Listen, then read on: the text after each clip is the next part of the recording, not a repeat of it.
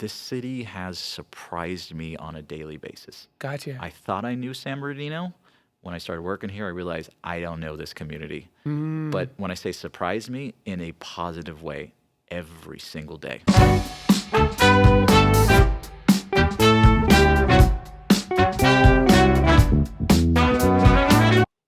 Hi, everyone. Welcome to the Empire Podcast interviews, where we like to interview everyone from pastors to actors, rappers to trappers, and everybody in between. And today, yes, we have a very special guest. But before we get into that, please like the video, subscribe to the channel, comment down below to all the great things that you hear in today's interview. And, we're just trying to build the channel. And so we appreciate every single one of you. But let's get right down to the business and, of course, to the gentleman who's going to be interviewed today. His name is Nathan Freeman, and he is the Community and Economic Development Director. I was going to get there. He is the Community and Economic Development Director for the City of San Bernardino. I got the title right, didn't I? You got it, my friend. Bang. Welcome to the podcast. Thank you. It's a pleasure to be here. Great to have you. And if you guys didn't know, my name is Antonio D. Miles, just to help clarify that. But let's get back to our esteemed guest, Nathan Freeman. And so how's your day been today so far, Nathan? I would say today's been a little hectic. As I mentioned to you when I first came in, tonight is a city council meeting. Okay. We typically have 2 city council meetings every month. Unfortunately, the previous city council meeting was canceled because folks were out of town. But that just means that everything that was supposed to go earlier in the month is going tonight. We have 20-ish items going before the city council this evening. Okay, wow. So you can imagine we've been scrambling.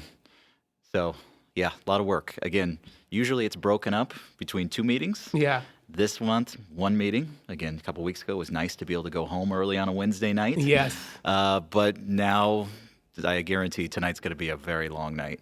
We got a lot going, so a little stressful. Gotcha. How many people are usually at the council meeting? Well, from the general public, it just depends on what's on the agenda. It could be, I've seen as low as 10 people all the way up to packed house, 500 people plus. Wow. People waiting outside. So again, it just depends. Gotcha. And the members, like council members, that'll be on So the board? they'll all be there. So we have 7 council members and our mayor. Okay. And our council or our city is bifurcated by wards. So we have seven council members, men and women who represent 7 different wards, and we have a mayor as well. Gotcha. I think I'm going to be speaking with Damien pretty soon, or Damon. Yep, he is the Ward 7 council member. Yeah, look forward to speaking with him. But today's not about him. It's about Nathan. Yes. So Nathan, for people who don't know who you are and what you do, can you please tell all of us who you are and what you do? Yeah, absolutely. So as you mentioned earlier, I'm the Community and Economic Development Director for the City of San Bernardino. I've been in this position all of 4 months. Last Friday was my 4-month anniversary. Okay. It's gone by pretty quick.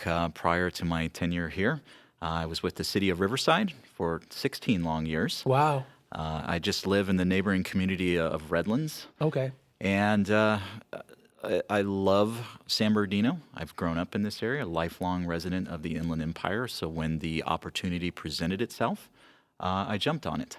Again, it's very difficult to walk away from the city of Riverside. It's a city that I love. I actually grew up there. Wow. But we accomplished a lot over there. And I felt like, in my personal, life, I like to go where I can provide the most help. I can do the most good.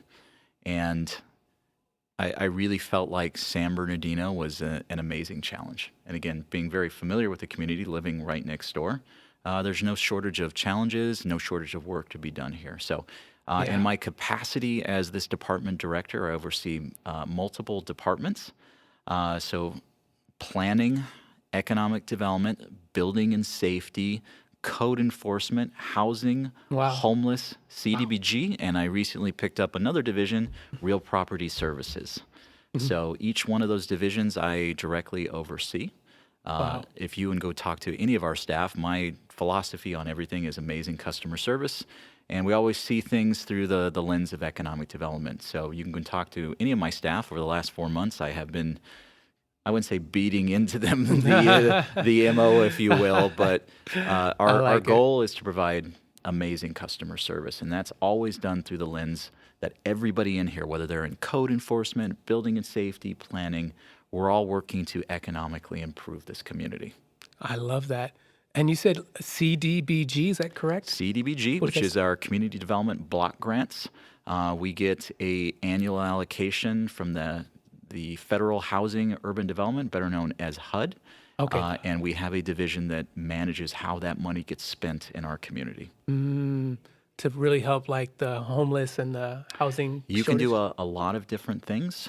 So again, I've only been here for 4 months. Gotcha. There was actually nobody in housing when I showed up here. Wow. Our finance department was doing an admirable job of keeping it afloat. I just hired an amazing individual. Her name is Cassandra Searcy. She comes to us from the city of Victorville, where she did some really incredible things up there.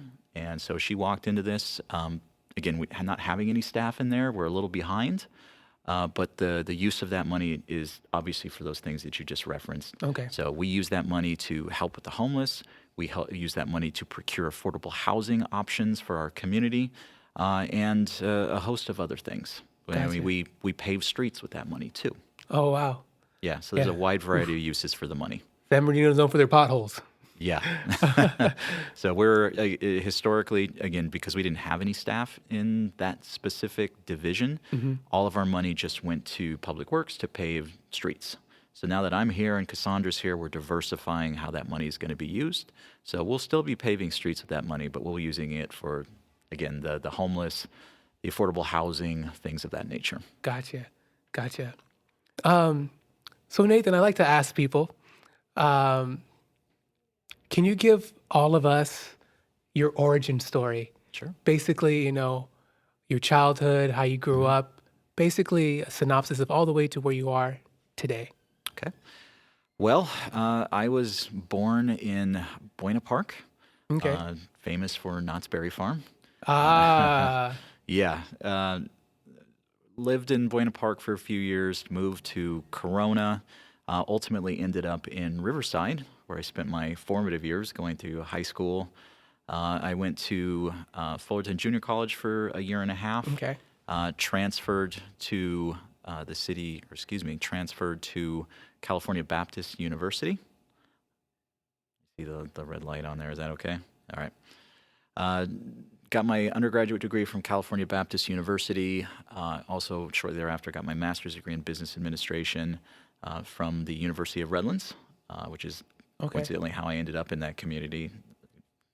Beautiful, beautiful community. Got to know it and love it during my schooling over there. Yeah, small but very rich. Oh, beautiful campus. Again, very similar to California Baptist University, founded by Southern Baptists, and just Really? It was. Not a lot of people know that. Yeah, wow. Yeah, founded by Southern Baptists, and just a beautiful campus set in a beautiful community. Really fell in love with it. Shortly after I graduated my undergraduate degree, really had no clue what I wanted to do professionally.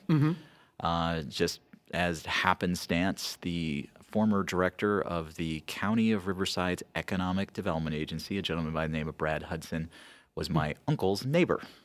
Small world. Small world. Small world. And I am the nepotism is real. And I used it for my benefit at the young age of 21. I was able to convince Brad 2 weeks out of college that he needed to hire me, and he hired me at the bottom entry level for the County of Riverside's Economic Development Agency. That's coincidentally where I got to meet our city manager here at the city, Rob Field. Wow. And so we go way back, but I wasn't sure at the time, again, I just needed a job out of college. I wasn't sure that if it was going to turn into a career or not. I was keeping my options open. But my entry level job with the county was in economic development, and I really fell in love with it. And it really seemed to kind of match my personality. I love going out. I love promoting the community that I work for. I like mixing it up with developers and brokers. Okay. And at the end of the day, I like to make a difference. And I felt like, hey, this is an opportunity for me to do that. So I worked for the County of Riverside for about 5 years. Okay. Absolutely loved every minute of it. At that time, I had moved with my wife and my young kids up to the city of Hesperia just because we wanted a house and it was Okay. cheap to The live high up there. desert. Yep. And so we moved up there, and I was commuting from Hesperia down to Riverside every day, and that was kind of wearing on me a little bit. Yeah. But I loved my job at the county, and it's just coincidence. My assistant director at the county came up to me and she said, "Look, we love you here. We would never want you to leave, but we saw this economic development position with the city of Hesperia that you should, at a minimum, you should take a look at." And so, like, well, not having to drive up and down that hill every day is tempting. It's very. Tempting. So, long story short, I ended up throwing my name in for that position, got hired, worked for the city of Hesperia for 2 years. During that 2 years that I was in Hesperia, my former director at the county of Riverside, again, Brad Hudson, had become the city manager for the city of Riverside. Wow. And after 2 years, he picked up the phone and said, "Hey, I need you over here.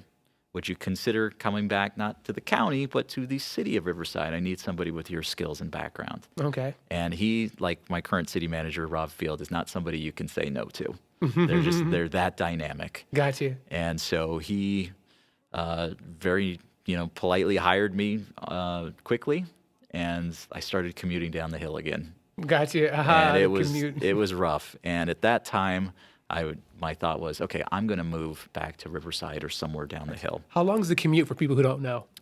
On a good day, without snow, without a fire, without all of the extenuating circumstances, it could be 45 minutes to an hour. Got you. One way, right? One way, and that's no traffic.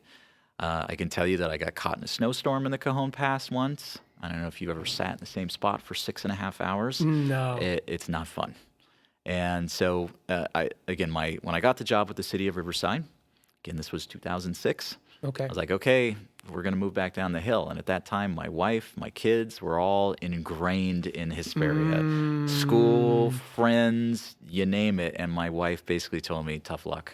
Oh. We're not moving. Have Got you. fun commuting. No uprooting. No uprooting. So I Gotcha. did that for a few years. And to my wife's credit, she could see what the commute was. It was taking a toll on me. Got you. So we decided to sell our house up there. We actually had 2 houses.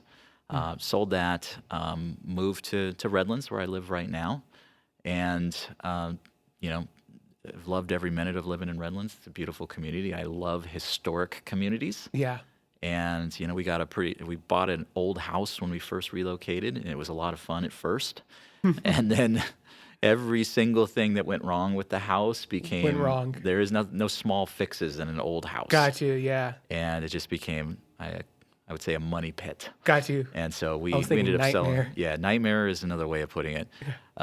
But just little things just nickel and dined me. And I'm like, Gotcha. okay, I love historic homes. I love living in a historic neighborhood. I like being able to ride my bike downtown and just walk to the Redlands Bowl, which is an amazing outdoor Yes. amphitheater in Yeah. Redlands. I loved all of that, but I just couldn't do the expenses related to the upkeep of the house. So we ended Yeah. up selling our house. We still live in Redlands, much newer house. But it's kind of my background. 3 kids. Love my career. Love the opportunities that I've been given. As I mentioned earlier, I've now worked for the city of San Bernardino for 4 months. Gotcha. And this city has surprised me on a daily basis. Gotcha. I thought I knew San Bernardino. When I started working here, I realized I don't know this community. But when I say surprised me, in a positive way, every single day. Got you. What's one of the surprises that got you? Okay, again, I thought I knew this community. Yeah. I had no idea the Little League World Series was held here in San Bernardino. Well, I don't even know what that is, dude. You Yeah, guys the know what that Little is? League World Series has their divisional playoffs, if you will, here in San Bernardino. And I've always seen, driving on the 215, the statue of the baseball player. And I guess I always associated that with another community. I Yeah. didn't realize it was part of the city of San Bernardino proper. Interesting. And, when I first started here, one of my buddies is texting me. He's like, you really need to turn on ESPN2. Like, why? Okay. The Little League World Series is on, and they have said San Bernardino 25 times already. Like, Wow. free advertising. Wow. Okay. Didn't Okay. know that. On ESPN2. Had no clue that McDonald's was founded here in San Bernardino. Oh yeah, that's a big one. Yeah, That's a big one. totally ignorant. I mean, I knew McDonald's was somewhere in Southern California. Yeah. I'd never connected it with San Bernardino. Gotcha. It's under the radar. Totally under the radar. Yeah. Before I even started, I told my wife we're going over to see the The museum? the museum. I was like, okay, this obviously isn't the original McDonald's, but just to be on the site where it all started Yeah, is really interesting, and it tells like it's a compelling narrative definitely. for our community. And as I mentioned, the Redlands Bowl earlier, we have the Roosevelt Bowl here. Have you heard of that? Is that the one on the Carousel Park or no? It is. Okay. So Liddy, who you previously interviewed, Yes. had told me when she started, and she's been here a little longer than I did. I have, covered in weeds, trash, trees. Nobody even knew it was there.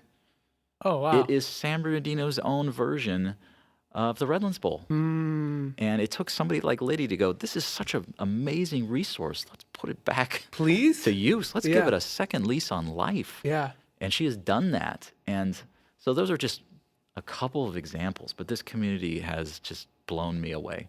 This is a really special community. I also had no idea then that in the 80s, Ronald Reagan declared San Bernardino an all-American city. Okay. It was news to me. Very interesting. Yeah, I wonder if it's like the Route 66 connected to that and probably stuff like that. it could be, but in the 80s, San Bernardino was the epicenter, if you will, of the Inland Empire Ooh, and was the model for everybody else. that makes sense. And as I look around, as I drive around, you can see the bones are good, really good. Okay. So, when my first day on the job here, I'm looking across the street from my office at the old Harris department store going, wow, unbelievable. Almost every community is guilty of tearing down their historic resources. Uh-oh. This community had enough foresight and wherewithal, collectively over the years to say these are treasures that are worth preserving. Okay. These buildings are irreplaceable, and we need to hold on to them. Like in my own community of Redlands, they are guilty of tearing down old buildings Really? to the detriment of the community. Okay. This community had the foresight to say, no, these assets are worth preserving. And let's keep them. Let's keep them, and let's give them a new lease on life. And those Wow. are some of the. That to me is really exciting. That building is sitting vacant right now, but there's a world of economic activity swirling around it. And if you and I have this conversation next year, you're going to notice a big change over there. I like that. Yep. Maybe we can do a It's little really- follow-up. Yeah, absolutely. There's just so many cool things happening in San Bernardino right now. I've just been completely blown away. Crazy. I love it. One thing that actually, there's two things about, you mentioned about your home and you had to leave because all the nightmare basically. And like your home is supposed to be like your haven. Yeah. So if you're going home and you have to deal with issue after issue, it's going to get to anybody over time. Absolutely. And one thing that I was also really curious about was that your neighbor that got you your first job. What did you say to them to convince them? Well, again, nepotism is a real thing. I have no shame in saying that I used it to my advantage. Hey, no knocking it. And, my uncle, again, his neighbor, Brad Hudson, was also his one of his groomsmen at his wedding. Should I wait for you to come back? And so, my uncle opened the door for me, but it was my job to seal the deal or close the deal, if you will. So what did I say to him? Yeah. What was the? It was, please hire me. I have no idea what I want to do, and I've got student loans that I got to start paying back. Okay. So, yeah, I'm not above begging. Nice. Ain't So- too proud to beg. Not too proud to beg, not too proud to admit that nepotism got my foot in the door. Got you. Do you know who sang the song "Ain't Too Proud to Beg"? I know. Trivia time. Nope, can't say that I do. Temptations. Okay, I know. It just made me think of that. That's all. it's all right. So originally I was thinking, your title was as an economic developer, but we've learned that it's a community and economic development director, correct? Yes, correct. So what is your primary role? Well, technically? I sometimes feel like I'm like the cat herder, trying to get everybody on the same page Everybody pointed in the right direction. Okay. And you brought up economic development. That's what I've spent my entire career in. So when I was with the City of Riverside, I was their economic development manager. And I loved that role. So like think of downtown Riverside. Okay. Okay. When I showed up 16 years ago, downtown Riverside didn't look so dissimilar to what we see in here in downtown San Bernardino. Okay. Wow. So through a lot of Like the purposeful, early 2000s. yeah. So Okay. 2006, downtown Riverside was a unsafe place to be Interesting. in the evening. Okay. Interesting. We even had our elected officials, when they would talk about downtown Riverside publicly, would tell people, do not come to downtown Riverside after dark. They It's would not warn. safe. Wow. And I'm over there going, hey, you guys have tasked me with improving the economics down here. You're not helping me by telling people to stay away. So through, I would say, very careful, methodical, and purposeful planning, we were able to, over the last, before I left, we had procured almost $1 billion worth of private investment just in that mile and a half, square miles down that it constitutes downtown Riverside, to the point where it used to be an unsafe place to go. Yeah. Now it's a completely safe place to It's go. a completely different world. Bars, restaurants, there's people living on Main Street. Yeah.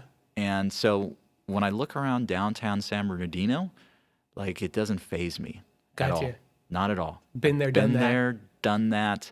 There's not like a one size fits all for how you improve or revitalize a downtown.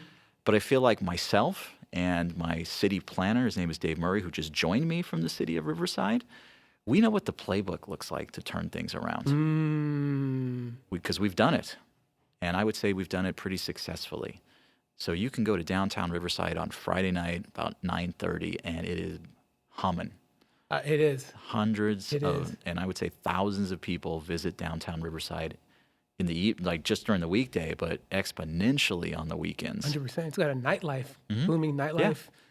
I think they're having like a Day of the Dead thing coming up pretty soon. Absolutely. And, Like- and again, when I started in 2006, it was a ghost town. Our old mayor in Riverside, his name was Rusty Bailey, used to jokingly say at 5:30 on Friday evening, he could roll a bowling ball down Main Street and not have to worry about hitting a single person.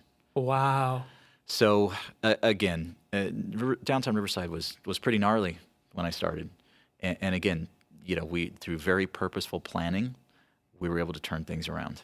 Wow. But it took a long time. It didn't happen overnight. So as I'm talking to people in San Bernardino's community, and I hope this audience can respect this as well, we think of economic revitalization of a community as more of a marathon instead of a Gotcha. sprint. Shout Okay. out to Nipsey Hussle. Yeah, doesn't happen overnight. And so in my world, patience is a virtue. 100%. But we know that if we're purposeful, we're community minded, and we're methodical in our planning, things can and will change. I love that. So And it's, number one, congratulations to the work that you've done thank you. for the city. It probably felt pretty good knowing what you've done and seeing it, right? Absolutely. I mean, I can visit downtown Riverside, and there's a sense of pride Yeah. that, certainly I didn't do that in a vacuum or in a silo. I worked alongside some amazing people, but we collectively made a change for the better, for a community that, much like San Bernardino and downtown specifically, didn't have anything. Okay. Gotcha. And now they have everything. Okay. Yeah, and some. and it's the like the Riverside Food Lab is an example. I don't know if you've been there. Yes. It is the biggest economic draw in the entire city. Wow. Okay. And here's how I know that. So we count when I was with Riverside, we would count how many cars are coming into that garage before the food lab and after. We get an average of 3,000 visitors to the food lab on an average Friday night. Okay. That's a lot of people. That is a huge amount of people. Yeah. So Wow. again, when I look around downtown San Bernardino, all I see is opportunity. Yeah. Because it's kind of like a blank canvas. You can look at it Yeah, anyway. unbelievably. And you have these historic treasures that are here. The Enterprise Building, the Harris Building, the Heritage Building where Carlos O'Brien's used to be back in the day. Okay. And again, when we're talking about being blown away, just last month, my building department issued almost 800 permits. To give you some context, Okay, please. prior to this month, the building department had never issued in a single month more than 450. So we issued Wow. 800 last month. And so I am telling everybody and anybody who will listen to me, get in now or else you're going to be left out. Gotcha. Like, And now's the time. and when you say permits, Nathan, what do you mean? Yeah, like construction permits, whether it be to build a hotel Uh-huh. or to, I don't know, put a patio in your backyard. It runs the gamut. But we issued, again, close to 800 permits with a total construction value of almost $30 million. Wow. And that is money being invested in this community. That is, I mean, the economic multiplier of that is huge. People are being employed. Products are being purchased. I mean, it's just a wave of economic activity that's happening. And again, I'm telling anybody who will listen, every developer I ever worked with in Riverside knows about the opportunity here. Uh-huh. And I'm bugging them about it on a daily basis almost. Wow. Like, get in here before you can. You trusted me in Riverside, trust me here in San Bernardino. Gotcha. And that kind of brings me to a question that I wanted to actually get to, which was, I think you mentioned you're working with the city planner who worked with you prior in Riverside, right? Yep. So how important would you say is to have a team that you've previously worked with and you can trust to bring back over to this? It's huge. So there's a reason I brought Dave Murray over here, because his philosophy on planning is not black and white. Okay, and again, this is no knock on planners, but they tend to be very black and white. Gotcha. The It's this way or code that way. says this. Ah, What I like about Dave and why we worked so well together in Riverside was because Dave likes to think outside the box. His starting point is the code is open for interpretation. gotcha. How do we get to a yes? Okay. This has been my experience over the years that folks will come to a planning front counter and walk away dejected because somebody just said, well, the code says no, so the answer is no. Okay. Well, is it really a no? Let's investigate. Let's look at the code. And if there's a way we can say yes, legally, I want to Of course, of quote, course, of quote course. unquote legally, then we're going to do everything in our power to make it happen. Gotcha. And that is his philosophy. Customer service, how do we get to a yes? Take care of the folks who are investing in our community, provide amazing customer service. And it's just those little changes we did in Riverside, we're already implementing here. I love it. And so this room we're sitting in right now is our future one-stop shop. Right now, if you were to come in and apply for a building permit, you're on this floor, you're on the second floor. If you need to talk to the water department, you have to drive over by Target off of Orange Show. So we think about like the customer service experience. Yes.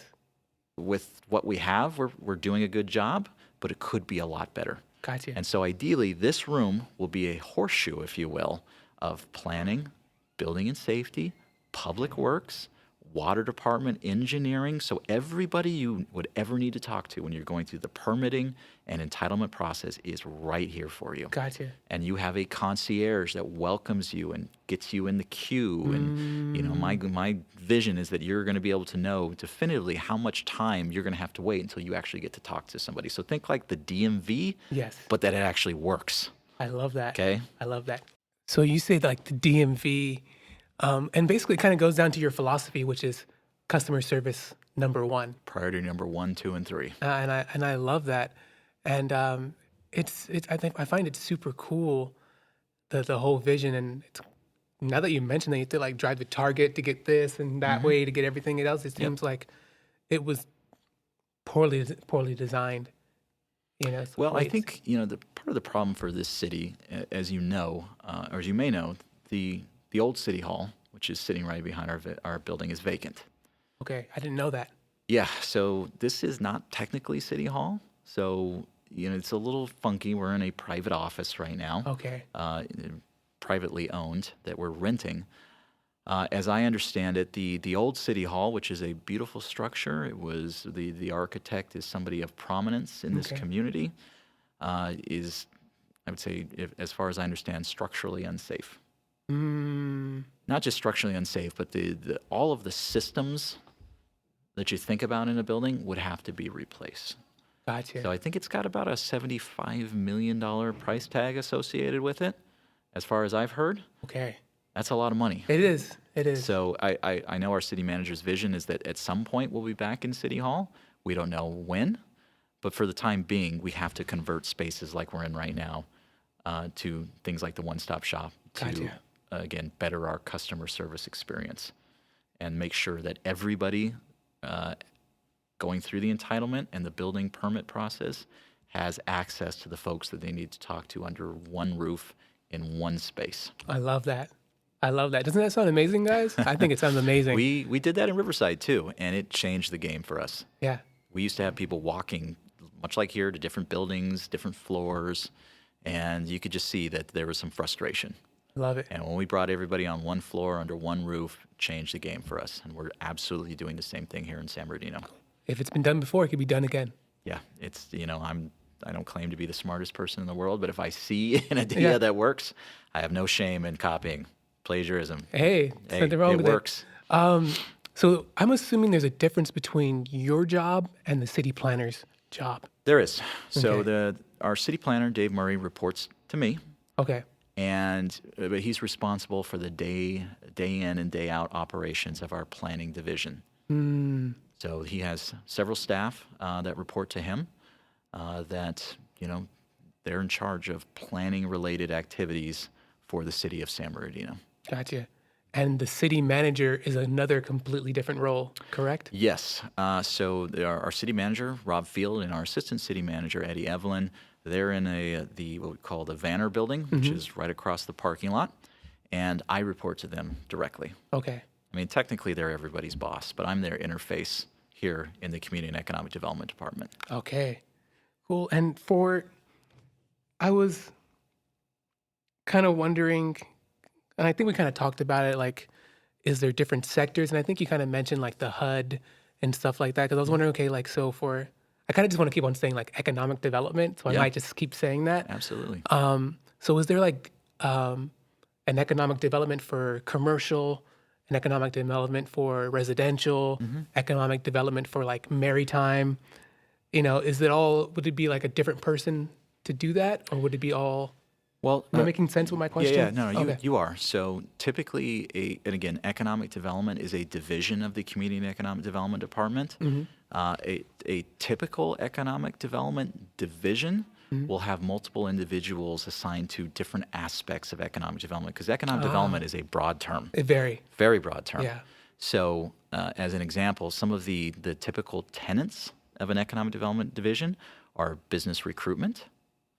Okay. What we call business recruitment and attraction, where somebody is out actively recruiting businesses to our community. I've been that person before, where I'm driving to LA, I'm driving to Orange County, I'm going to whoever listened to me in San Diego saying, this community is a attractive alternative if you're looking to relocate, because we know that the costs in our coastal communities is very high. It's super. And to be honest, most of the employers out there, their employees live in the Inland Empire. So that was always my sales pitch. Move out here. Your employees already live out here, and the cost of land is cheaper. The cost of doing business, it seems like a no-brainer, right? Yeah. So that was always my pitch. It's a good pitch. Yeah. So you have business attraction, business recruitment. You also have business retention and expansion. So that individual will be responsible for going out into our existing business community, Okay. helping them stay in our community, and helping them expand, providing them resources that they would need in order to grow, hire more employees, expand their footprint, et cetera. And from time to time, we have a business that may be thinking of leaving our community. So Okay. that business retention person is on the front line, again, trying to convince them that, no, you shouldn't leave, that you need to stay here. And if you're going to stay here, let's connect you with some resources to help you grow. So that's business retention, business expansion. We also delve into the world of international trade too. Like, for example, myself, Wow. during my tenure with the City of Riverside, I went to China for 3 weeks, Okay. promoting my city as Wow. not a place that we already have a lot of goods coming in from China.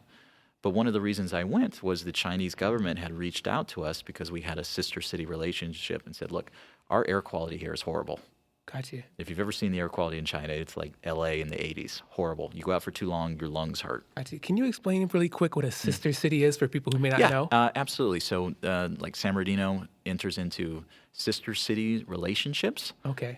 with cities around the world. I don't know. Again, I've only been here 4 months. I don't know what our sister cities here are in San Bernardino. But in Riverside, we had a sister city in Jiangmen, China. Okay. And as part of that, we signed a resolution that we would cooperate economically and culturally. Wow.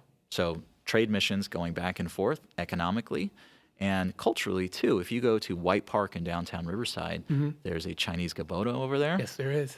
And there's also some trees that came from Jiangmen. Oh, really? That kind of stuff. Okay. Yeah. Literally transferred the trees, transplanted. Wow. Yep. Amazing. Yep. So that's a sister city relationship. Okay.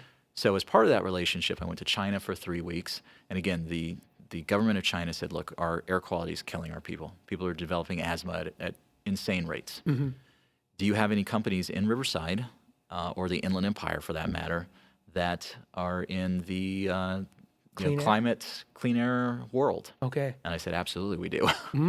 So I was over there pitching Inland Empire businesses to the government of China. Wow. So we delve into international trade too. So again, economic development is very broad. I just gave you kind of 3 of the big ones. Gotcha. But we're on the forefront of innovation activities.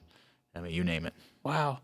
I'm kind of super impressed about the sister city thing. It's like, do you reach out to China? Does China reach out to you? Like, how does that work? Yeah. Like, that's impressive. Close to the end of my tenure at the City of Riverside, we were in the process of developing a sister city relationship with and I can't pronounce the name. It's in Germany. Gotcha. And it really was. There's a lot of factors that go into like the formalizing of a sister city relationship. Usually it's some people from that community that live, like in this case, in Riverside and are advocating for the development of that sister city relationship. And then you have, we have folks going back and forth, doing introductions, and then both cities formalize their relationship. It's pretty interesting. It's amazing. Yeah, and So it's actually afforded pretty me common. the ability to do some traveling too. So Yeah, an I never experience. in my life thought I would be in China for 3 weeks. It was Gotcha. a mind-blowing experience. Are they really super technological advanced over there? Well, would you I say? mean, it was fascinating because when I went, my translator, who was from that community, is like, "Look, this is the Barstow of China. No knock, Okay, no knock that's on hilarious. Barstow." So I'm thinking like, I've been through Barstow, and no knock on Barstow. Yeah, just but reference. it's just a small community. Gotcha. That's what I was expecting. That was my point of reference. Okay. For them, 4 million people is a Barstow community. Whoa. And so, I mean, I was just blown away. And, to be honest, they don't get many, like in this city of Jiangmen, they don't get a lot of foreigners. Gotcha. So in some cases, I was the first white person They've that some seen. of these people had ever seen Gotcha. in person. And you're So- tall. You're pretty tall, And I too. was tall. So I was an instant celebrity up there. A lot of Gotcha. folks confused me for Ben Affleck. I was going to say Matt Damon. Matt Damon, yes. So, I mean, it was, after a while, I just started going with it. Like, might as well. You want, Yeah, Here you go. Autograph? Yep, you No got problem. it. Yep. Yes. So I was quite the How celebrity. about them over there. apples? That's right. So quite the celebrity over there. So it was pretty fun. Awesome. Super cool. So obviously you're the director here in San Bernardino, right? And so I guess my question, I'm not sure if you've actually addressed it or not yet, but why not like Yucaipa, Hesperia, Colton? Why San Bernardino of all cities? Well, I think it goes back to my just kind of innate desire to do the most good. Okay. To go to a community where I can be helpful. That's really, at the end of the day, that's what it is. So I've been offered jobs in communities like Redlands, where I live, Okay. which was very tempting. Okay. Also in communities like Irvine, Wow. but I honestly would be bored there. Okay. I really would. I like to go places where I can do the most good. Gotcha. And Have a challenge. Have a challenge. I like to be challenged. And, to be honest, I mean, I like kind of gritty cities. Okay. I do. And I don't mean that in a negative connotation No. for San Bernardino. It's, Like to get your hands dirty. yeah, I like to get my hands dirty. And this is a city that needs some help that's been, Yeah. I would say, economically overlooked historically. So I love a challenge. I like to get my hands dirty. And I like to go places where I can do the most good. I like that. And, I could be working very comfortably now in the same role at the City of Redlands, maybe even biking to work. Gotcha. But their goals and objectives are completely different than San Bernardino's. Gotcha. And I would honestly be bored over there. If you are able to, can you give us some examples of the two different goals that Redlands might have compared to Yeah. San Bernardino? So Redlands, again, and this is a community I've lived in for a long time, has a reputation for being anti-business, anti-development. What does that mean? That means, when you go to council, if you, like, for example, Redlands is an amazing community, but it has a troubling past. Okay, so the community is bifurcated by the 10 freeway. You have the north side, which is historically very poor, and the south side, which is historically very wealthy. Very, very wealthy. So you can, I could have written my dissertation on economic inequality based on my own city. Wow. So right now you can drive to the city of Redlands, and most of the folks there are actively trying to make it better right now. I'm not painting Redlands as with a broad stroke here. But you can, on the south side, and this is just a small example, on the south side, again, this is a community just divided by a freeway. On one side of the freeway, the south side, you have Trader Joe's, Ralph's, Chipotle, you name it. Sprouts. Yeah. You walk right under the freeway, literally feet. Yes. And economically, it looks like a completely different community. You have liquor stores, check cashing locations, tattoo parlors. It's a completely different world. So their focus historically has not been on economic development, it's been on quality of life. And so interesting. Like if you were to drive to Redlands right now and if you were looking for a new home community, there are only new homes on the north side. Okay. There are none on the south side. So what happens is every time a new housing project, and this has just been my perception as a resident, is proposed on the south side of the freeway, you get hundreds of what we call NIMBYs show up. Okay, what's a NIMBY? A NIMBY is, the acronym is not in my backyard. So folks who show up who, especially on the south side, and again, this is my community. Let them speak. Folks who moved into the community and don't want anybody else coming in. Gotcha. Close the door behind me. Gotcha. And we, they're everywhere. Gotcha. But It's common. But they are exceptionally strong in Redlands. Exceptionally strong. So instead of, focusing on how we can economically better the city as a whole, collectively, they're focused on things like quality of life. Gotcha. Would you consider it kind of like what people call like a WASP community? I guess. I mean, it's and again, it's a diverse community. Yeah. But it's a challenging community. Yeah. And it's challenging for me and my background to live there because, nobody likes to see inequality ever. I don't like the fact that, I could just drive on Orange Street, just drive under the freeway and it's a completely different scene. Completely different. Just night and day. And, it's horrible. I don't like it. I just recently got appointed to one of the boards for the city of Redlands. Okay. Because I want to make a difference. And that's the way to do it. That is the way to do it. You cannot just sit and grumble and complain. You got to get involved. Gotcha. And that's what I'm trying to do. I love it. So, so I say that in that, they have a community and economic development department, but their goals and objectives are way different than ours. Gotcha. We are trying to rebuild this community, whereas Redlands is just trying to maintain, if that's the right word, and focus on quality of life. The quality of life, as opposed to building better businesses in the north side to help build that side quality of life better. Absolutely. Gotcha. So completely different. And it's not a knock on their new city manager. He's an amazing guy. Yeah. And the staff that work at Redlands are amazing people. But their goals and objectives are different than mine. Yeah. It's just their choice. It's their choice. Yeah. And I like to be in a community where I can get my hands dirty. Gotcha. I like a gritty city. I like it. So NIMBY, people, NIMBY. Yeah, no NIMBYs, please. Yeah, that's a good They're one. everywhere. Don't confuse it with Nimbus, No. Dragon Ball Z heads. NIMBY, not in my backyard. Don't forget that. That's you learn something new here, my friend. If you're listening, you'll learn, and that's amazing. And I'm just gonna say ahead of time for us here in San Bernardino, thank you, Nathan, for being here. Thank you for being on the podcast, and thank you for wanting to make the place better. And so, is it fair to assume that you're willing to put? Well, you said things take time and patience. So is it fair to say that you are willing to put the time, maybe another 16 years into San Bernardino to make it just as good? Oh, absolutely. So, as I mentioned, this is all very personal for me. Okay. I remember San Bernardino in the 80s. I remember going to the Carousel Mall Okay. and going, wow, you know? And when I was growing up, my grandparents had a house in Lake Arrowhead, and we always drove through San Bernardino. And it was a special treat on the way up there to get to stop at what it was the Inland Center Mall, and then it became the Carousel Mall. Mm-hmm. And I, as a young kid, couldn't believe that there was a carousel inside of a mall. Yeah. I mean, it was the Carousel Mall because there was Was a a carousel carousel, yeah. inside, and it was just amazing. So, being a resident of San Bernardino County and somebody who's seen San Bernardino at its highest, I believe in this community. I wouldn't be here if I wasn't, Yeah. if I didn't believe that.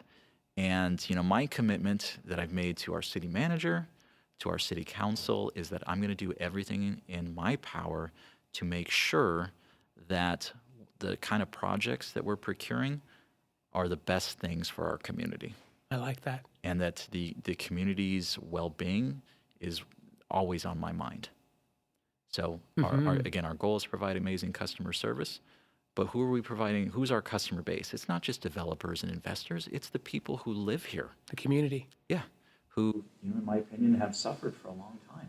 Yeah. So we need to alleviate that by procuring good projects that put San Bernardino wins, if that's even a word, I'm with it. to work, Yeah. to get them actively involved. I'm huge on community engagement, community involvement. Mm-hmm. Everything I did in Riverside, is community-based. Yeah. I did all those projects for the betterment of the community, so they're always on my mind. I love that. Again, it's just very personal for me. So, as evidenced by my tenure in Riverside, I could have left probably 10 times. Chose to stay because I had unfinished business. Okay, I got unfinished business here, and it's very personal for me. I like it. Almost feels like a mafia style. So you've got some unfinished business here. All right. That's right. Oh God, what's his name? What's Bruce Willis' name in Die Hard? I have no idea. Troy McClure? No, that's Simpsons. Anyway, Was it John? Something? John McClane. John McClane. John There you McClane go. here, folks. Don't ask me how I know that because I've never seen the movie. Really? Hey, I guess it's a sign to watch tonight, maybe. That's right. There you go. John McClane here, folks. We're right across the street, basically, from the historical Carousel Mall that is now abandoned, right? It is. What's your thoughts on it? Is there a way to revive it? Is it? Yeah. Actually, there's plans in place. Can we talk a little bit about that? Absolutely. So, right now, I've been inside the mall, and Okay. it's scary. Okay. I'm not going to sugarcoat it. What do It's you like, mean by scary? Nuclear holocaust comes to mind. Okay. It is that bad Gotcha. inside. This thing's been closed since 2017, 2018, Gotcha. and professionals have broken in there, stripped it of anything of value. You walk in now, there's a lot of homeless individuals and unhoused individuals in there. People have gotten inside? And are living in there. Okay. Have created a community inside there. Oh, wow. They've also managed to destroy the inside. You walk in now, it's unbelievable. There's like massive piles of dirt in there. Okay. And you're like, why is there dirt, piles in here? Gotcha. Who knows? Is it dirt? It is dirt. Okay. Like, how did this get in here, and why was somebody dragging dirt in here? It's like, hey, it's our I mean, it's shoes. just it's a scary place, and Okay. it has become just a financial nightmare for the city because, as it stands right now, if you walk outside, there are two very important historic resource buildings flooded right up against the mall. Okay. And that was my first fear when I started here was this building is one fire away from not only taking out the mall, but also taking out these irreplaceable buildings as well. So, in consultation with my city manager, we decided, also in concert with our public works department, put out an RFP to bring on a firm to knock the mall down. And we're going through that process right now. Okay. Folks have asked me when I think the mall will be torn down. Optimistically, first quarter next year. Gotcha. So the mall will be torn down. The mall will be torn down. And just about a month ago, at the city council meeting, they made a very wise decision to bring on a company called Lincoln Properties. They're one of the largest developers in the entire country. Okay. And they are going to be doing the Carousel Mall redevelopment. So Carousel Mall site is 42 acres. The mall's vacant right now. The mall gets torn down. Their goal is to procure a mixed-use project there. very similar to what you see in like downtown Riverside. We have retail with housing stacked on top of it. Oh, wow. So think bars, restaurants, places for people to live. I think the original proposal was like 3,500 units. I don't think it'll be that dense. Okay. But anything north of 2,000 living units is huge. Gotcha. It's going to be amazing. And the fact that Lincoln Properties is, and again, they're nationwide. They can go anywhere. They can invest in any community. They chose to come here to San Bernardino because they see the potential of this community. And you can look at projects they've done all over the country and in Southern California. It's impressive. And they're not a developer who says, look, we have this model development that we're just going to shoehorn into San Bernardino. No, they go out and work with the community to come up with the right project, the right look architecturally, so that it reflects San Bernardino.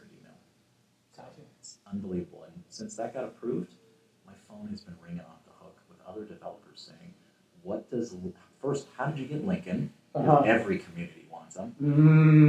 And what do they know about San Bernardino that we don't know? We don't know. And it's like, well, how much time do you have? So projects like that are catalyst projects. Yeah.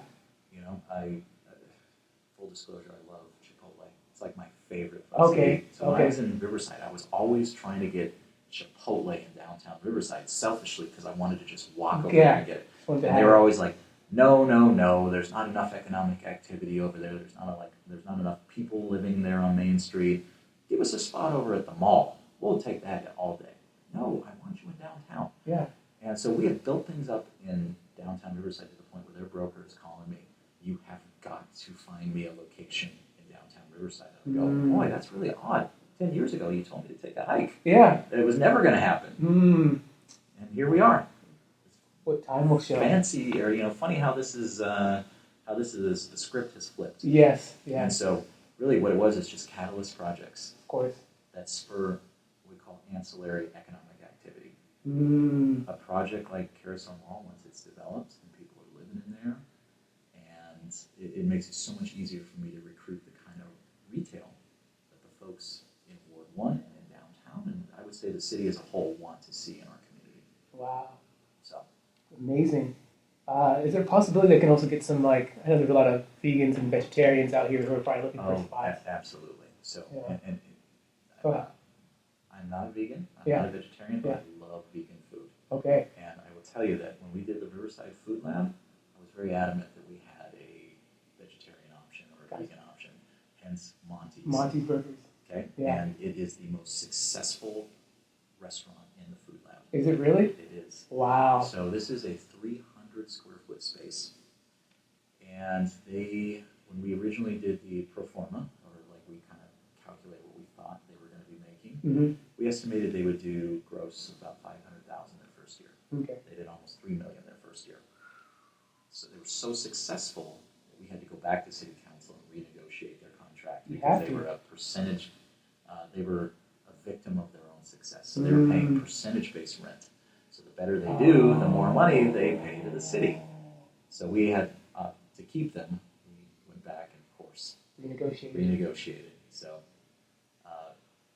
absolutely. Gotcha. 100%. And my thing for downtowns is we want to do retail that you can't get anywhere else. Okay. And I am not. I like their chains are great, of course, but not in downtown. Okay, they have a place, but the place for mom and pops and that one-off eating and shopping experience you're not getting anywhere else is downtown. I like that. So when we were doing the Riverside Food Lab, I can't even tell you how many chain restaurants reached out to me. We want to be part of the food lab. We heard about this really cool project. And I said, look, I love your brand. I love your corporation, but you are not right for the food lab. You want a space? We'll put you over by the mall, or we'll put you in a suburban area. Next to Mission Inn or something. But the only way that the Riverside Food Labs work is if it's a one-off experience that you cannot get anywhere else. You go into the Riverside Food Lab now, very purposely, everyone in there is a food entrepreneur. Either a first or second location, and we're also mining talent from the adjacent culinary academy. Smart. Yeah. So there's a sandwich shop, a hot chicken sandwich shop that just opened in there, and it's 2 UCR students. Really? Yep, and they're killing it in Beautiful, great idea. And it's Yeah. basically the same concept's going to be coming to the new. Yeah, so, I can't give away Okay. too much, but It's okay. a lot of those same players who made downtown Riverside really special, because I'm here, are now looking at downtown San Bernardino. Gotcha. And it's not a matter of if some of these things are coming, it's a matter of when. Of when. Yeah. That kind of goes back to what I was talking about, having the team members that you worked with prior to coming over here. It creates trust for the development community. Gotcha. So, like folks, like the owner of the Riverside Food Lab, know that if he's going to come to this community, that I'm going to roll out the red carpet for him, that he's going to get the white glove treatment. So that helps build that trust. To have a San Bernardino food lab. Oh, that would be amazing. Wow. Yeah, as you know, our dining options in downtown are a little limited. Yes. No knock on the ones that are down here; they're all great. But I'm all about diversity of food opportunities. Gotcha. So. And so it's going to be rebuilding the mall, but also having like housing spaces for people to live. Yeah. Think we call like a mixed-use project. Okay. Where you have, in this case, thousands of apartment units. Maybe some of them will be for sale. Okay. Maybe like condos. But think of like if you've been to like downtown Pasadena, like a Paseo project, where you have retail that lines the ground floor with apartments and condos above it. Gotcha. Will the carousel still be there? Will we re-put the carousel there? I don't know what happened to the carousel, but if we could find it, why not? If there's a way to incorporate it, we'll take a look at it. I hope we can, because I think that'll make it I think full circle. I think it got sold off when the building closed officially. I think that was 2017-ish. But there's still some other cool historical stuff in there. So Liddy, who you previously interviewed, has been asking, I want those flags that are inside there. Okay, we'll get the flags. It's just those things have been in there forever. You can look at pictures from the 70s and see the flags hanging from the walls. They're still there. That's one thing the homeless and the professional strippers haven't managed to destroy. They haven't found interest in it. No, there's no scrap value in those. Gotcha. Like, what can I do with this? Yeah. I think it would be really awesome, and hopefully you guys can find a way to maybe like rebuild the carousel, so that way you can still call it the Carousel Mall. I think there will, in most projects like this, you always want to do kind of an ode to what used to be there. So I think we'll probably figure something out. Like some of the projects I did in downtown Riverside, you can walk in and we took like the old brick and repurposed it, just little things. Okay. You walk into the lobby and you'll see pictures of what used to be there, Yeah. Stuff like that. That's So awesome. it really kind of adds to the ambiance and the character of the space. Definitely. A little Nostalgia. Yeah, I was thinking reminiscent. Nostalgia is a good word. Yeah. So I'm pretty sure you've driven around San Bernardino. You've seen a bunch of big empty lots of like dirt in San Bernardino. So say if I wanted to put a greenhouse on obviously a city-owned land of it, would I talk to someone like you in order to get that project done? You could, most likely, again, you're going through the permitting process. That's one of my divisions, planning. So yes, so one of the things that I would say kind of first order of business that I committed to our city manager and our city council, I don't know if you knew this, but the city owns an incredible amount of property in this community. Okay. Sometimes we don't even know why. Okay. Nobody knows. It's just in there. Hey, we've just owned this big piece of dirt forever, but nobody knows why. Okay, well, what are we doing with it? We don't know. Sitting there. Just sitting there. Gotcha. Okay, well, that's an unacceptable position for me. I want properties to be used. Okay, I want dirt in action, if you will. Please. Get these properties back on the tax rolls and a second lease on life. So, to kind of answer your question, the second council meeting in October, we are taking roughly 35 of those 1,000 properties to city council to have them declared surplus so that we can sell them to the general public. Oh, wow. So there's 1,000 city-owned properties. They're not all good ones. They don't have. Some of them are parks. They're utility right-of-way. They're cell phone tower locations. They're not like these are not like 1,000 primo properties, but there are some really good ones. Roughly about 100. Okay. So in 3 phases, we are going to declare them as surplus, go through the requirements that we're obligated to through the state, and then get them on the market so that individuals, potentially such as yourself, can buy them, give them a second lease on life. And you said it's going to be at a council meeting in October? Ideally, it'll be the second council meeting in October. We'll be asking the council to, I would say, take a very bold step, because this isn't something we've done historically. Wow, so this will be the first ever. Yeah. Gotcha. And anybody can come to this meeting? Absolutely. It's always open to every council meeting Yes. is open to the general public. It can be viewed in person. It can be viewed online. Like if you want to comment, you can actually comment through Zoom as well. You can speak directly to our city council through Wow. Zoom if you don't feel comfortable showing up, or maybe you just don't have, maybe you got the kids at home or something. Yes. And coming to a council meeting is just not going to Feasible, happen. yeah. So you can go online and talk to our city council through Zoom. Can you tell us all how we can meet in person and via Zoom for people who don't know? So, like for example, tonight is our city council meeting. Yes. It's held at the library down the street, the name of which is escaping me. Fine. But there's plenty of capacity in the audience to sit. We also give the general public 3 minutes during public comment to get up and talk to the council about whatever is on your mind. Wow. And trust me, we hear it all. Gotcha. I want more cheese on my cheeseburger. Yeah, I've heard some crazy things over Oh, the please years. tell us one. Oh, please tell us. He has to tell us one, right? Yeah, I mean, usually I would say the biggest issues are folks complaining about the city. Okay. That's always. But then there's a lot of disputes amongst neighbors that we hear about. Okay. Like somebody built a 12-foot tall fence that's blocked. On my property, we hear a lot of dirty laundry. Okay. Okay. And sometimes you look at it and go, oh yeah, 12 foot. Well, they're complaining, and then the council will say, hey, Nathan, since you oversee codes, can you have somebody go take a look at it? Because Gotcha. per code, you can't build a fence higher than 8 feet. This is just one story I'm sharing with you that I've already experienced here. Gotcha. Hey, my neighbor built a 12-foot tall fence. I'm no legal scholar as it comes to code, but that doesn't seem right. Yeah, that's not right. Thank you for letting us know. We're going to go out and take a look at it and hopefully rectify the situation. As quick as possible. But most folks who come, and again, there's the city isn't perfect by any means. Of course. There's obviously a lot of ways that we can improve, but some folks just come and just berate the city. Okay. And there's nothing we can do that's right, and it's not just San Bernardino. This is every community I've ever worked for. So Gotcha. it's kind of frustrating as staff. We of course are not above criticism. Mm-hmm. I love constructive criticism. Gotcha. Okay, you don't think myself or my staff are doing a good job? How, in your opinion, could we be doing a better job? That's the kind of conversations I like to have. As a logist. Yeah, hey, you guys are a bunch of morons. Okay. Why? Which we hear a lot. Gotcha. Why? So, yeah, okay, what did we do to make you think that? And it's just, I'm just angry. you're just saying, okay, it's fine. Interesting. Yeah. And so are all the council meetings at that library?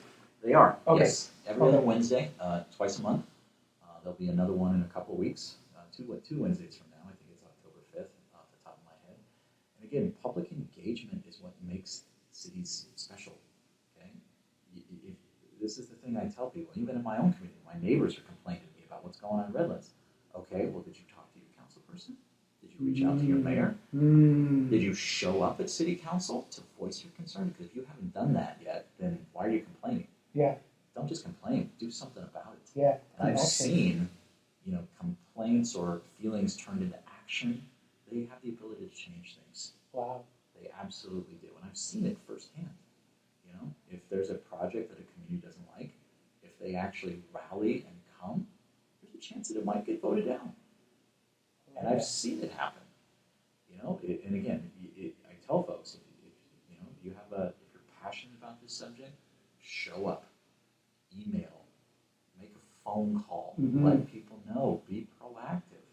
Because, if you're just going to complain, then, anybody can complain. Yeah, all day. So take the next step. Be proactive.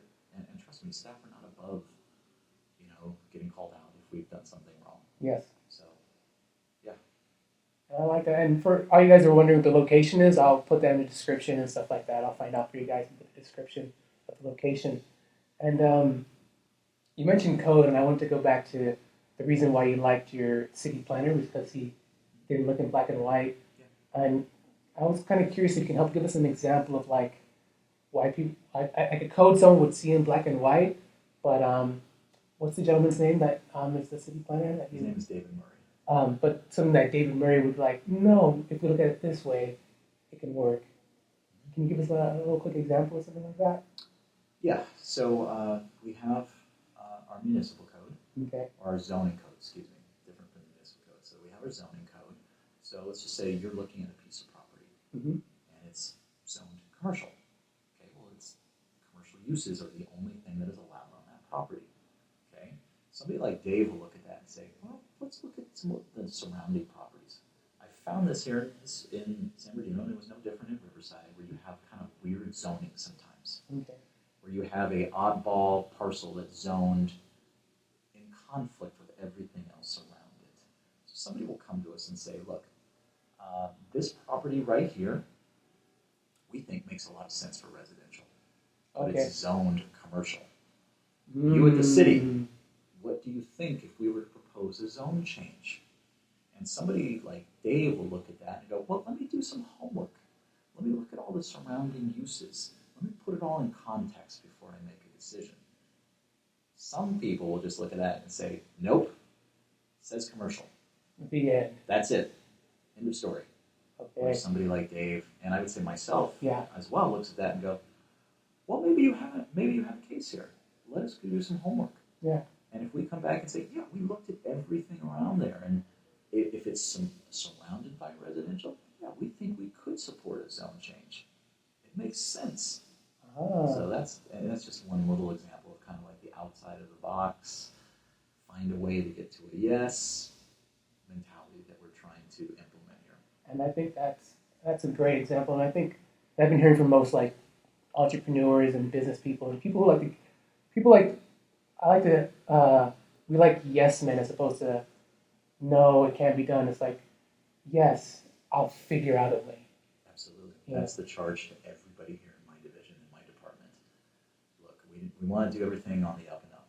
I'm not advocating that anybody do anything illegal, anything shady, but within the confines of the code, if there's a way to get to yes, we should figure out a way. And there's a will, there's a way, Absolutely. they say. I'm kind of curious, Nathan, what's one of the biggest projects that you're currently working on right now, if you can tell us? Absolutely. So there's a couple big ones. Okay. As I mentioned, the Carousel Mall. Okay. I would hope in the next 5 years we'll get that job done. Okay. Okay. The people of San Bernardino have put up with that mall for too long, and trust me, it's on my mind, my heart. I mean, I think about this project on the weekends too. Gotcha. I really want to deliver On your for this days off. community. Yeah, I do. I really want to deliver for this community because this is a community that's been underserved economically for a long time. Yeah. So I really want to deliver on this one. So it is a process. As I told you, it's a marathon. It's not a sprint. We want to be very methodical, very purposeful in what we're doing so that it really reflects well for the community. Okay, so that's one. City Council tonight, I'm pitching a project over in Ward 2, right off the 210. Target, Sprouts, Burlington. Okay. Huge stuff. Well, Sprouts want to come to San Bernardino? They're Right. open? Well, Wow. they're not open yet. I mean, they're open to. So we Wow. are getting that deal approved. It was actually in the San Bernardino Sun. I would say a little prematurely. Wow. But I'm going to council tonight to pitch that project. Wow. And assuming they approve it, which I hope they will, that project will inevitably include a Target, a Sprouts, a Burlington, a lot of what we call neighborhood retail, Definitely. like small restaurants, small retail, etc. Okay. On about a 17-acre property right off of Arden and the 210. Okay, cool. So big stuff. And most folks that I talk to, my thing is, I never want to settle in San Bernardino. Like, I don't want folks to come in here, and I've seen this a little bit. Oh, it's only San Bernardino.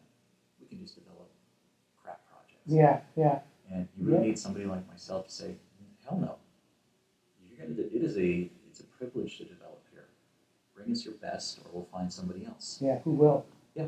Yeah. And there are others who will. Facts. So bring us your best or go away. And that's the only way we're going to change things here.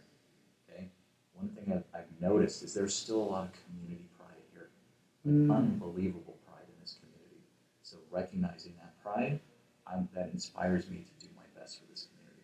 I love that. To procure projects that enhance neighborhoods, provide job opportunities and revenue to the city so that we can pay for things like code enforcement and more firefighters and things of that nature. So the pride that I've experienced in this community is inspiring to me. I love that.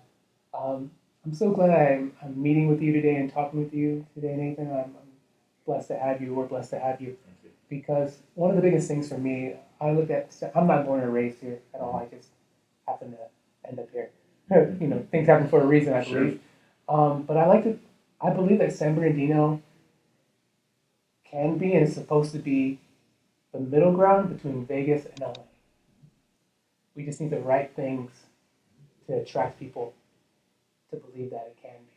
Absolutely. And talking with you today, I believe that we can get closer to that It's going to happen. vision that I can see. Well, I mean, I could tell you pretty definitively it's going to happen. I like that. Okay. But again, everybody's got to be patient. Mhm. These things don't happen that. I mean, it took a long time for San Bernardino to go from all-American city to the bankruptcy, as an example. Yeah. Okay. It's not us coming out of this economically is not going to happen overnight, but it is going to happen. Mhm. You have my commitment. I know our city manager is committed. Our council is committed. Mhm. It is going to happen. I mean, there's no doubt in my mind. And based on again, just last month, 800 permits issued. That's insane. Yeah. I never even came close to that in Riverside. Wow. So just do the math. I mean, what does that tell you? That people are investing in this community. I'm already on track this month to issue more permits than I issued last month. Wow. And I mean, it's just unbelievable. So it is going to happen. It's going to happen slowly. Yeah. But if you and I are having this conversation in a year, you're going to see a big change. And if we have it in 2 years, in 3 years, Yeah. you're going to notice the difference. Just keep going back and see what's happening next. Absolutely. And I really feel like the sky's the limit here. Mm-hmm. You know, and I say that because this is the one thing that really impressed me about San Bernardino is some of the homes that they're building over by Cal State San Bernardino. Okay. Amazing Yeah. homes, beautiful views, very affordable too. Okay. So I'm talking to a friend who's buying a brand new house in Victorville, Okay. who just paid the same amount what these houses are for sale in San Bernardino. Really? And I'm like, why did you do that? Why don't you live in San Bernardino? You could have bought a house for the same price with an amazing view, and you wouldn't have to commute up and down that hill every day. He goes, really? There's new houses for sale in San Bernardino? Like, yeah, dummy, you should have checked with me before you pulled the trigger. But yeah, like in my mind, it's why would I want to live? And again, no knock on Victorville. Yeah. Why would I want to live in Victorville when I can live in San Bernardino for the same price? Yeah. In a historic community that's on the upswing. Especially if it's closer to like your work or whatever. Absolutely. Yeah. Not have to drive up and down that hill every day. Trust me, I've done it. It sucks. It's a long drive. Yeah, it's horrible. So, Yeah. in my opinion, San Bernardino is the amazing alternative. Gotcha. I mean, $600,000 for a house, which seems expensive, but Mhm. compared to how things are going, is pretty good. You get an ADU and you get beautiful views. Yeah. I mean, That's incredible. I think people have the assumption that living up the hill is cheaper and you get more for your buck. I think that's kind of been always. that's kind of been the take on it. So I wanted to ask you one more thing because you mentioned that you got investors to invest in Riverside in order for it to grow, right? Yeah. Is that difficult to do, and is that the same process that needs to be done for San Bernardino? Absolutely. So government can only do so much. Yes. Okay. I see myself as the facilitator of private investment. Okay. Okay. It's my job to go out and convince people, like I did in downtown Riverside, that this is a great place to invest their hard-earned money, Mm-hmm. and that they will see a return on it. So I sell them on not just a vision, but an opportunity. Facilitated $1 billion in downtown Riverside. That was all private money. Okay, the city invested in itself to a certain degree to inspire the private world to also come in and invest alongside us. And we're doing that here.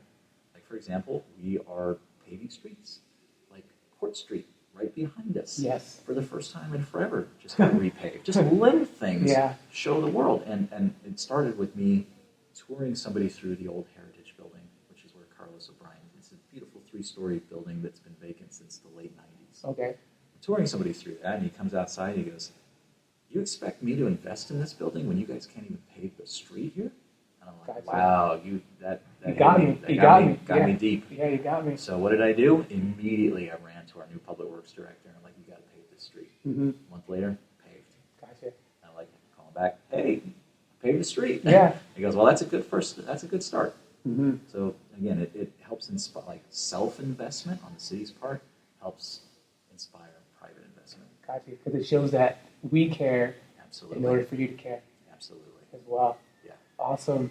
Thank you for being on the podcast, Nathan. I wanted to ask you, let's say 100 years have passed, right? You're obviously long gone, 200 years have passed. What would you like your legacy or your empire to have looked like? So, and it's not an easy one to answer. It isn't. That's why I love I'm not it. looking for an empire by any means. Of course. My personal opinion is I just want to leave San Bernardino in a much better place than I found it. That's really at the end of the day. Okay. I want to create new tax revenue for the city. I want to create job opportunities for our residents, and I want to help clean things up. Really, at the end of the day, if I can accomplish those three things, I think my job here will be a success. Again, I just want to leave San Bernardino in a better place than I found it. And again, it's very personal for me. I mean, this is your viewers, yourself. You have my commitment that I'm going to stick around as long as I have to see that the work gets done. I'm not somebody who moves around. So that is my commitment to this community. Gotcha. And that everything I do, I'm going to do it from the lens of what is the best for the community. And would you like, number one, amazing answer. Would you like your legacy, your empire, anything else beyond just what you've done here in San Bernardino or in Riverside? It's a tough question. It is, yeah. Yeah, and I'm not looking for recognition. Most of the time when these projects come up, I'm the one who's just happy to be in the background. Just knowing that I played a role is enough for me. Gotcha. I live in a political world. Let the politicians take all the glory. I'm fine with that. Gotcha. I don't mind being behind the scenes. Gotcha. You're like the producer for Lady Gaga. Sure. Why not? Yeah. I try to be humble in my approach to all of this, and a lot of the stuff we did in Riverside, I'm very proud of. But I'm not over there bragging about it. I'm just happy to be there, enjoying it. I enjoy going to eat at Monty's and just being part of the crowd. Yeah. Knowing that just through myself and my team's hard work, we made this happen. Gotcha. And that to me is rewarding in and of itself. And To see people like munching on a vegan burger right next to me, going, "Damn, this is good." Yeah. Saying, "Wow, okay, I got to play a small role in this. This is awesome." And they won't even know. Yeah, and they'll never know. Yeah. I'm completely okay with that. Yeah. And I want to do the same thing here in San Bernardino. I want to again change the trajectory of this community for the better, and just be able to come back here in 20 years and have a cheeseburger at Monty's San Bernardino. Yeah. And just know that I played a small role in it. And just again, the reward for me is to see the activity and the community, getting behind it. I love it. We're super excited to see the work, and definitely if we can, maybe do this again in a year from now or something Absolutely, like that. would love to do it. For anybody who would like to reach you, maybe your team, anything like that, to kind of contact, get more information, can you please tell them how they can reach you or your team? Yeah, so the easiest way to reach me and my team is to go through the city's website. It's simply sbcity.org. Okay. And our website is pretty self-explanatory. If you want to touch base with me, there's a tab you can click on. I think it's just government and then community and economic development, and you see a nice picture of yours truly on there with my phone number, email, and way to get a hold of the various divisions. Again, that's code enforcement, planning, building and safety, community development block grants, homeless, housing, real property services, etc.